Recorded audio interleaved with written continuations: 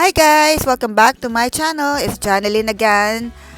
And I just want to show you a video of our little visitor here that we have during the summer. And what do you guys think? Is it a bird or an insect?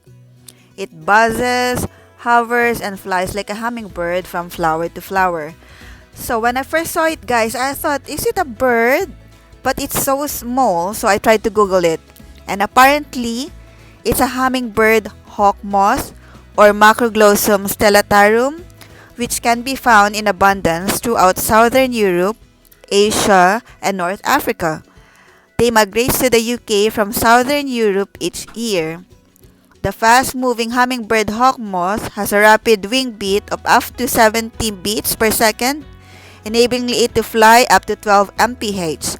How cool is that, guys? It can be seen hovering over flowers, feeding with its long proboscis. Its wings move so quickly that it hums. So instead of a beak like a hummingbird, it has a long tongue-like proboscis that rolls out of its coiled tube to reach the nectar deep inside the flowers. So its tongue is about double the length of the moth's body. That's long, guys.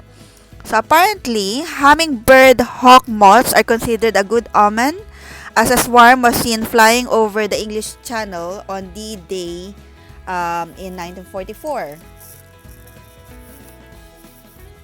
Good omen or not, I still considered myself lucky, guys, for having these hummingbird hawk moths visit our garden.